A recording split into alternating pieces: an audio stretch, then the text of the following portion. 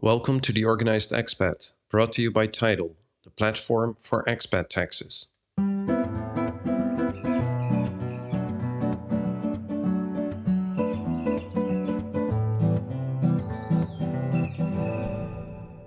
Today we're going to talk about the UK tax year, which is a strange one, and also about split tax years. But let's start with the UK tax year and why it's a strange one. Laurens, could you explain that?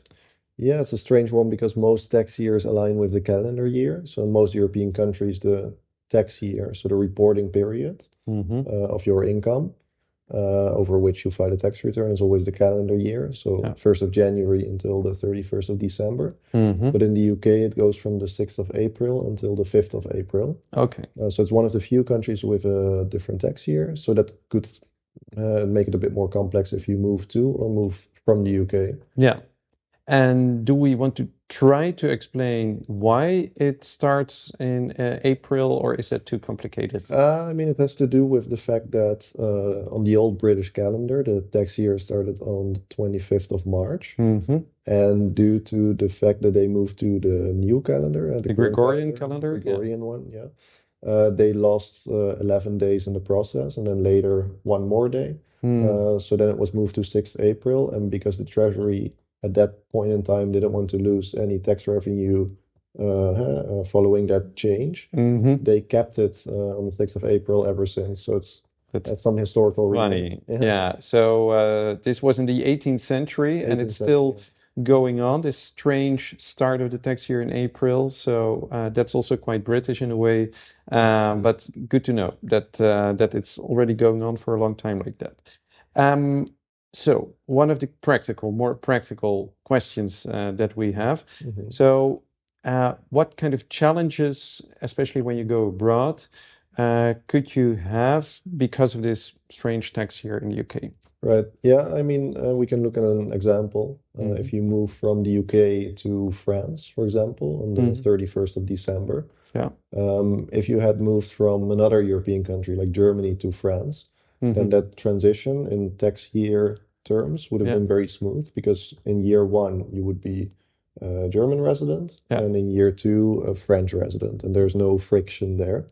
But since the UK tax year starts and ends in April, then you have those tax years don't align nicely. So if you move to France the 31st of December, then the tax year in the UK is not done yet, because there are so everything goes well in France because you're there exactly at the start of the tax year. But you leave the UK with a kind of a broken tax year there. Exactly. So that's a broken tax year, and that's also where a split year comes into play, that term. Because when that happens, so if you move to or move from the UK, you will always have that broken tax year. And for one part of the year, you are a UK tax resident, and for one part of the year, you're not. So they call that the residency part and the non-residency part. For the residency part, you have to file your worldwide income. And the part as a non-resident, you only file your UK income sources. So then it makes it a bit more complicated. Also a source of many questions that we get. Okay, so this also is, let's say, a natural segue to the next subject, which is the split year, which is, I think, something that we already touched upon when talking about a broken year. But is there anything else we would like to say about split years and how they work? Yeah, as I already mentioned, so with that split year, you have the residency part, you have a non-residency part. It's important to remember that during the residency part, you file the worldwide income, and after you don't. And often people, when they move, for example, let's say if you're self-employed, you move the 31st of December to France, what we often see is that they kept invoicing from their UK freelancing activity also for January, February, March, April, because that was the whole British tax year. But in fact, those 4 months while you were already living in France, they should have been taxed in France, and then you can repair that situation. But the relevance of a split year is that because you have that non-resident part, that should align it nicely with the tax year in the other country, of the move to the other country, so that you are not a resident of both countries in those first 4 months of the year. Yeah. So yeah, that's why it's relevant. Yeah, and most important that you're aware of that you're creating a split tax year if you move out of the UK, for example, on January 1st to France.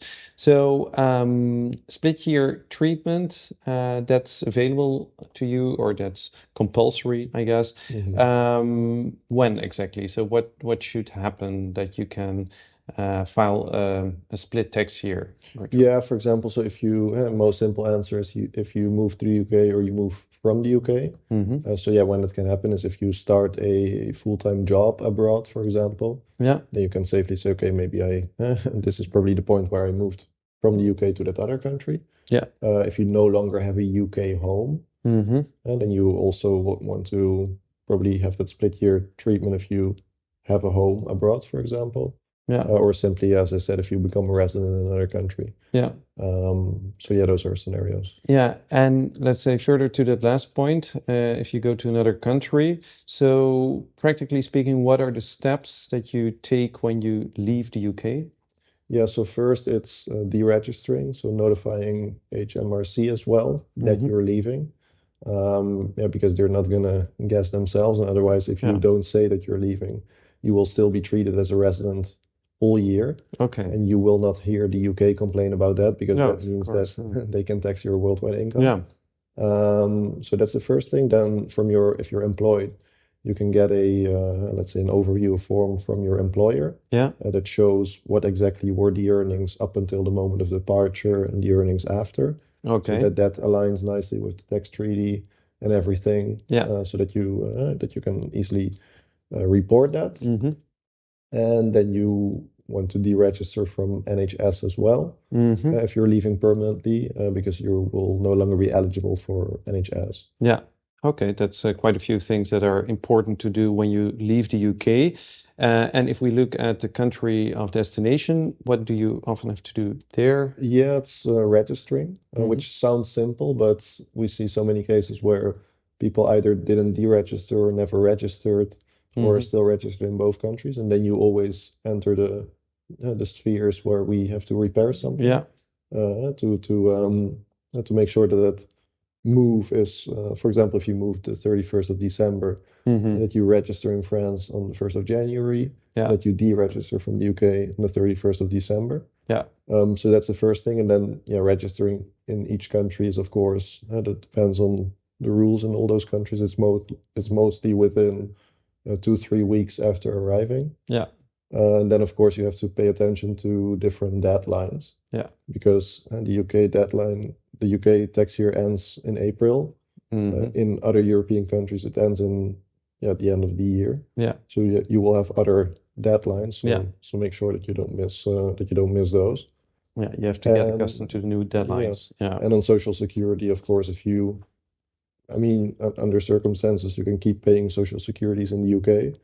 Most of the times people pay into the Social Security system of the country where they move to. So that's then also something you have to actively do, is to enroll in that Social Security system. Yeah.